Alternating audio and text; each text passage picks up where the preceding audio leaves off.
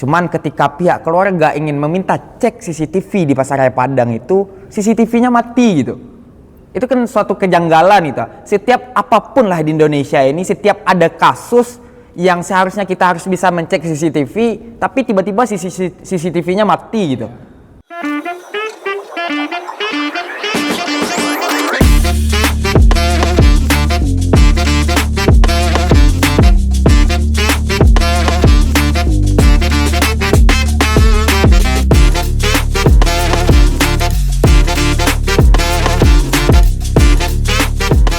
Assalamualaikum warahmatullahi wabarakatuh.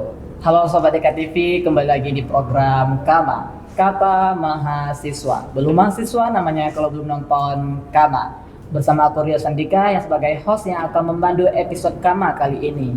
Dan di episode kali ini kita akan bahas kembali tentang kejanggalan yang terjadi pada kasus almarhum Saudara Karim yang sampai saat ini belum ada info yang validnya. Nah, pada hari ini kita sudah mendatangkan narasumber hebat kita, yaitu Bang Habib Prananda Andi, yang merupakan Ketua Senat Mahasiswa Universitas Islam Negeri Imam Bonjol Padang, Wakil Presiden Mahasiswa pada tahun 2025, dan juga merupakan Ketua HMP Ilmu Al-Quran Tafsir pada tahun 2024. Dan masih banyak lagi organisasi yang diikuti beliau yang bisa menjadi contoh bagi kita semuanya. Oke, sahabat Eka TV. Nah, langsung saja nih kita sapa narasumber kita pada hari ini. Halo Bang Andi, bagaimana Bang kabarnya untuk hari ini Bang? Alhamdulillah sehat Bang. Nah, untuk kesibukan Abang sehari-hari, boleh Abang ceritakan kepada sahabat Eka TV kita Bang? Ya, kesibukan saya pada saat sekarang ini, alhamdulillah saya diberikan amanah oleh kawan-kawan di Universitas UIN Imam Bonjol Padang menjadi Ketua Umum Senat Mahasiswa UIN Imam Bonjol Padang. Dan itulah kebetulan kemarin kami baru dapat juga laporan dari salah satu pihak korban yang kebetulan bagian dari keluarga besar UIN Imam Bonjol Padang. Dia merupakan seorang satpam di Pasca Sarjana UIN Imam Bonjol Padang gitu. Jadi kami mendapatkan laporan dari Kak Sri namanya. Kata Kak Sri kan adalah dia abang kandung dia gitu. Kebetulan kan Karim ini adalah abang kandung dia gitu. Oh iya Bang. Nah, abang kandung dia kan mati dalam keadaan janggal ketika diamankan oleh Satpol PP Padang gitu. Nah, dengar-dengarnya Bang, kan pihak keluarga kan mengunggah bahwasanya ada beberapa kejanggalan pada kasus ini. Nah, kalau boleh tahu Bang, apa aja sih Bang kejanggalan yang terjadi pada kasus ini sehingga bisa terangkat lagi itu Bang kasusnya? Mungkin saya ceritakanlah dari awal dulu Iya, kenapa SEMA bisa mengangkat isu ini di platform Instagram SEMA itu sendiri gitu. Jadi kemarin saya secara tiba-tiba dikabari oleh salah satu sivitas akademika UIN Imam Bonjol Padang ditelepon pada saat itu. Dilaporkannya lah, Beb, ini saya dapat info bahwasanya ada salah satu dari Satpam UIN Imam Bonjol Padang, itu abang kandungnya seorang pengamen, diamankan oleh Satpol PP, dan setelah diamankan tiba-tiba dalam keadaan meninggal dunia saja gitu. Nah, jadi saya kaget, saya kumpulkanlah kawan-kawan di SEMA gitu.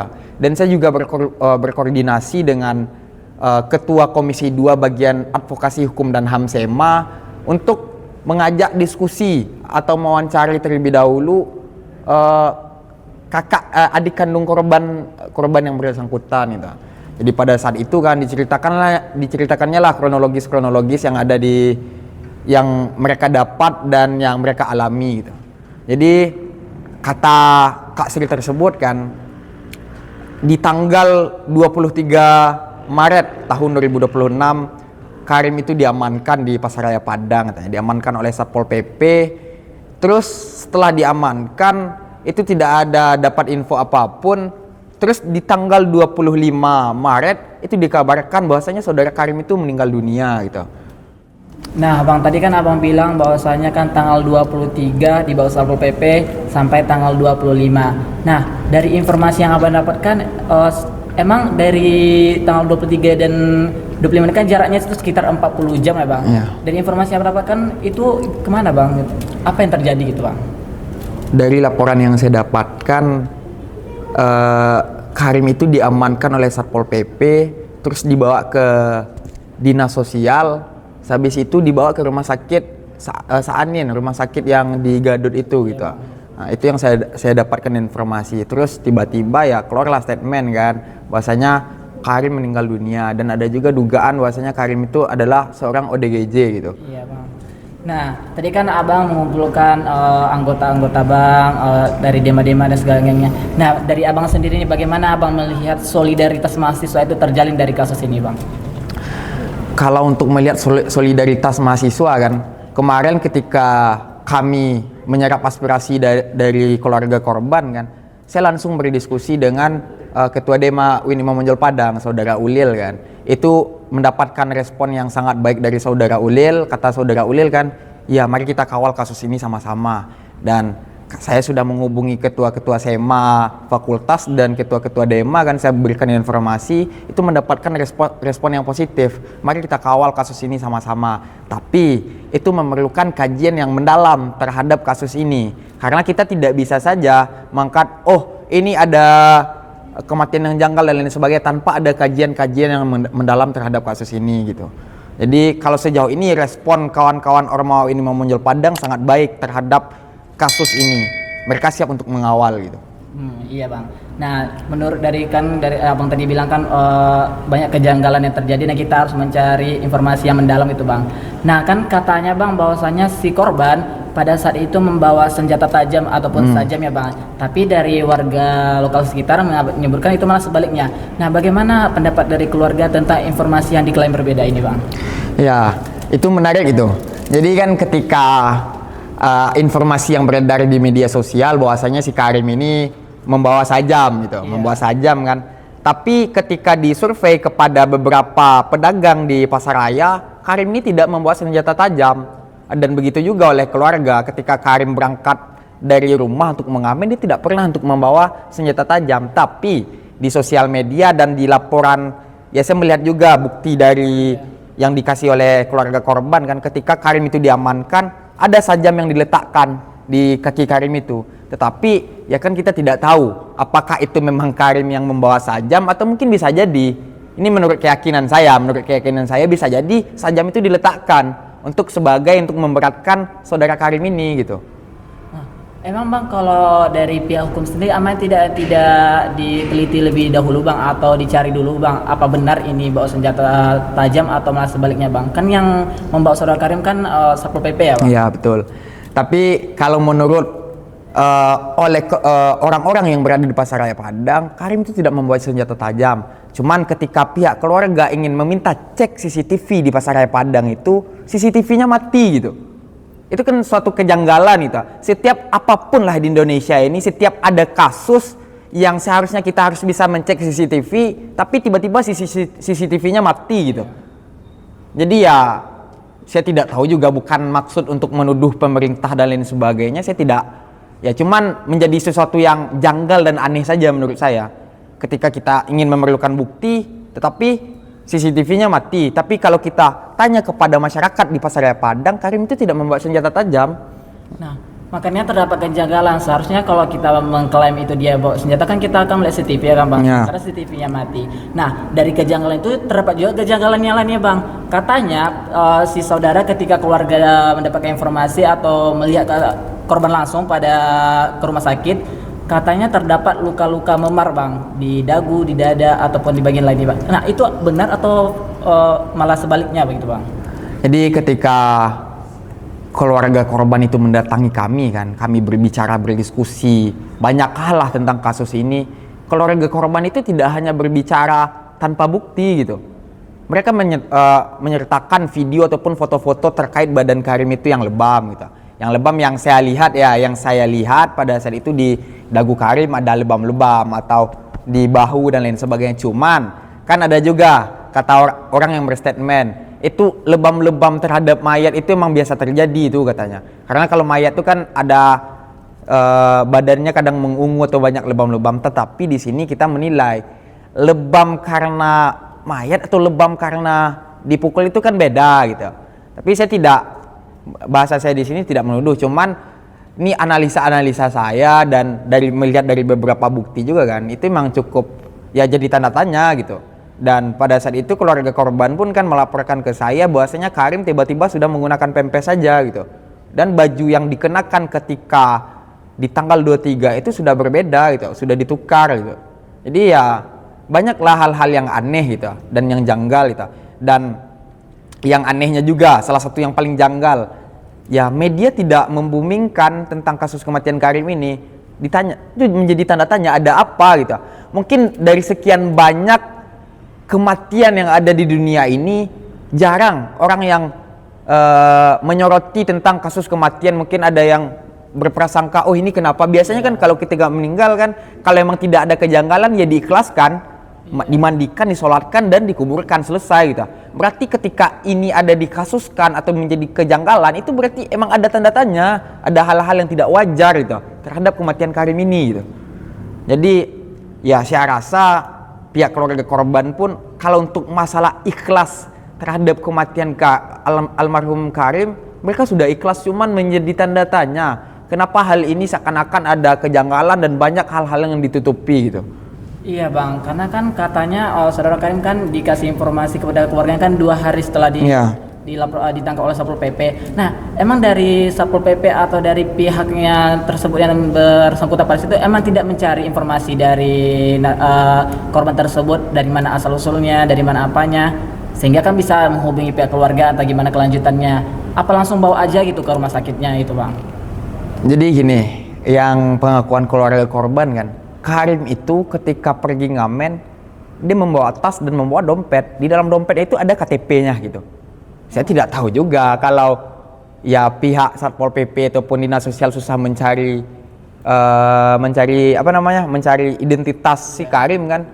Ya, tapi pengakuan keluarga korban, Karim itu selalu membawa KTP, ada identitasnya. Dan pada saat ditemukan, tas Karim dan identitasnya itu tidak ada lagi gitu. Dari pengakuan keluarganya ini bang, emang dari yang jarak 40 jam itu apakah keluarga ada melapor ke pihak hukum tentang hilangnya saudara ini, atau menunggu informasi, hanya karena menunggu informasi ini baru orang tua korban tahu bahwasanya saudara Karim sudah dinyatakan meninggal bang? Cuman kan saudara Karim ini, keluarga korban kan mendapatkan informasi bahwa saudara Karim ini diamankan oleh Satpol PP gitu. Yeah. Cuman setelah 2 hari itu ya mereka mendapatkan kabar bahwasanya saudara Karim meninggal, ya kaget kan dan menjadi tanda tanya, dan mungkin udah banyaklah melaporkan kepada, salah satunya terkhusus kepada LBH. Itu sudah dilaporkan juga oleh pihak keluarga Karim kepada LBH, sudah ada gitu. Nah, kalau kita melihat prosedur SOP yang berjalan nih bang, bagaimana pihak medis ini bisa mengklaim kejanggalan pada member-member tersebut bang? Apakah memang benar-benar terjadi atau memang disampaikan secara apa yang terjadi gitu bang? Jadi pada saat itu kan ketika di rumah sakit Bayangkara ya kalau tidak salah gitu. Jadi pada saat itu Karim ini diotopsi kalau nggak salah ya, diotopsi kata keluarga korban kan, diotopsi. Terus mereka bertanya kan, kapan paling lambat hasil otopsi ini keluar? Paling lama itu 2 hari atau 3 hari. Itu salah satu dokter yang mengatakan kayak gitu. Cuman setelah 3 hari berselang kan, hasil otopsi itu tidak keluar juga gitu. Dan pihak keluarga belum mendapatkan hasil otopsi itu sendiri gitu. Jadi ya mungkin ya banyaklah kejanggalannya gitu. Nah, terus bang, dengar-dengarnya juga dari informasi yang ada, katanya nih Dinas Sosial sama Satpol PP ini ketika ditanya mereka tuh berbelit-belit katanya. Nah, menurut abang sendiri bagaimana tanggapan abang terhadap hukum di Kota Padang ini terkhususnya supaya kasus ini cepat selesainya bang? Di sini saya ibaratnya sebagai orang yang menerima laporan dari keluarga korban, dan kami masih mengkaji-kaji dan mencari sumber-sumber yang ada terkait bagaimana sih kasus ini sebenarnya.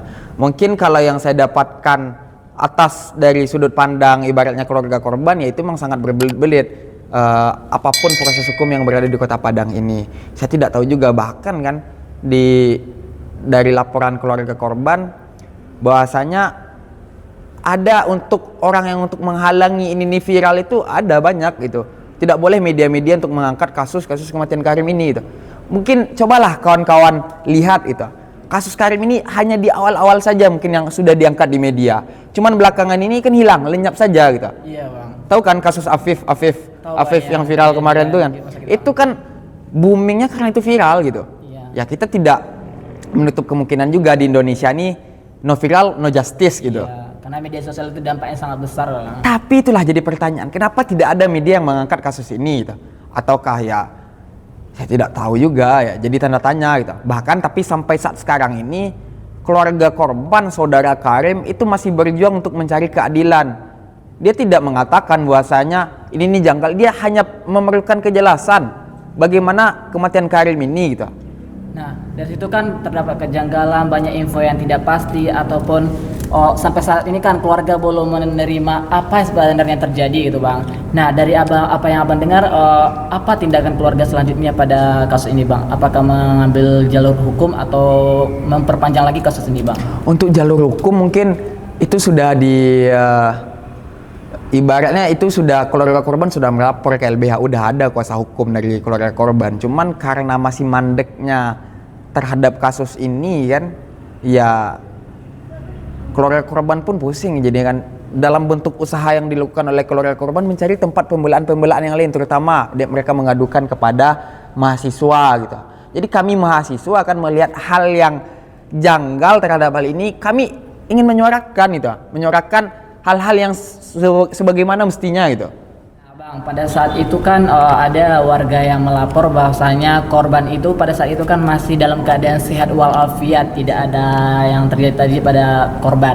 Nah, bagaimana abang menyampaikan kepada Sobat Deka TV untuk meluruskan stigma negatif pandangan terhadap korban bang? Ya, itu yang paling menarik juga. Ketika korban meninggal dunia, status ODGJ tiba-tiba saja melekat kepada korban gitu.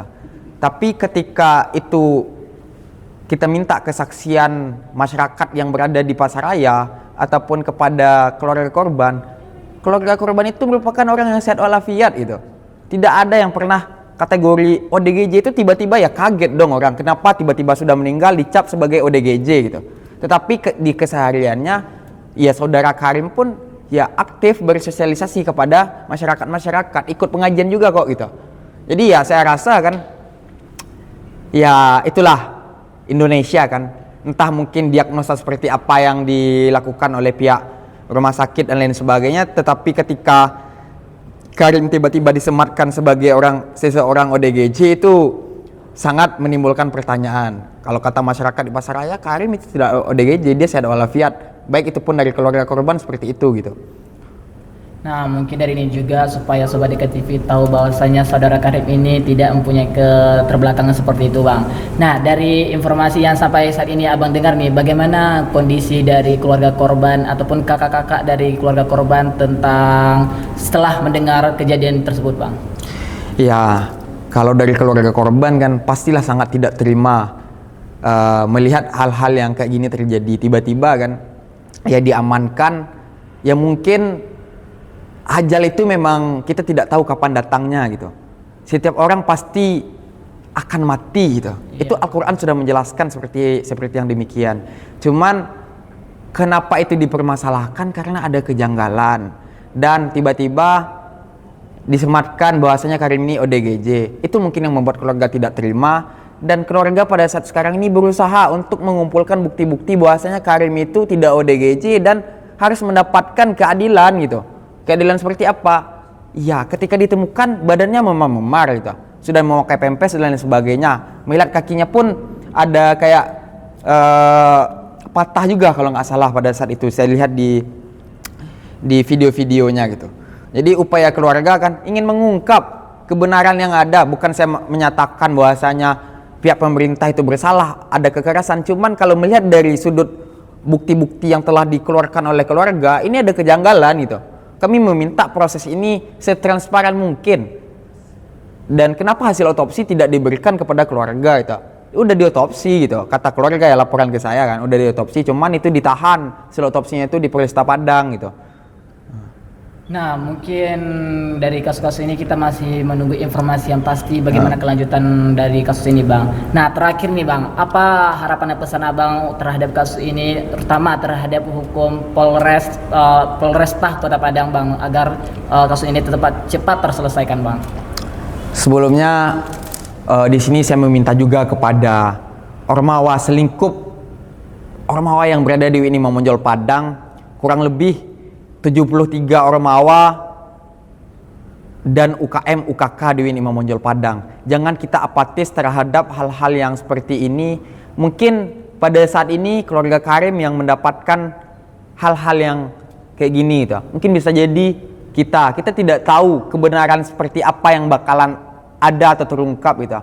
Jadi saya meminta kita harus mengkaji ini, mengkawal kasus-kasus ini sampai tuntas. Dan ya, kalau untuk pandangan saya terhadap Polresta Padang, ya mungkin mereka sudah sedang bekerja, tetapi kalau tidak ada kejelasan itu menjadikan tanda tanya gitu. Kami sebagai mahasiswa akan mendesak hal ini terungkap secepatnya gitu. Jadi ya bersiap-siap saja kalau belum ada kejelasan yang nyata, belum ada nampak benang merahnya terhadap kasus ini, kami dari mahasiswa tidak tinggal diam. Karena merupakan Karim itu adik kandung Karim, Kak Sri itu bagian dari UIN juga gitu. Jadi kami ibaratnya ingin menyorakan lah atau ingin membela lah keluarga-keluarga kami yang di UIN Imam Bonjol Padang. Itu pasti itu. Jadi ya pada saat sekarang nih kan laporan sudah dibuat oleh SEMA. Kami akan memberikan laporan ini kepada pihak Dewan Eksekutif Mahasiswa dan akan kami bincangkan secepatnya kepada ketum-ketum SEMA fakultas dan DEMA fakultas. Itu sudah kami lakukan, cuman belum terlalu mendalam untuk membahas kajian-kajian ini. Karena kalau kita tidak berdasarkan kajian, kita melakukan aksi demonstrasi, itu ngambang jadinya kan. Kita mengawal ini dengan seserius mungkin dan setuntas-tuntasnya gitu. Oh, baik, Bang. Nah, semoga dari kasus ini, Bang, dari diskusi kita pada hari ini bisa membantu informasi kepada teman-teman yang tidak mengerti kasus ini agar membantu almarhum untuk mendapatkan keadilan jikalau memangnya infonya tidak pasti. Dan tentunya juga ini juga bisa menjadi pembelajaran bagi kita agar kita lebih literasi lagi dalam menggali informasi supaya tidak mendapatkan informasi yang tidak pasti dari korban-korbannya, Bang. Baik Sobat Deka TV, sekian dulu episode Kama kita pada hari ini. Terus saksikan program-program Deka TV lainnya di YouTube Deka TV UIN Padang. Saya Rio Sandika sebagai host dan kru yang bertugas pada hari ini pamit undur diri. Wassalamualaikum warahmatullahi wabarakatuh.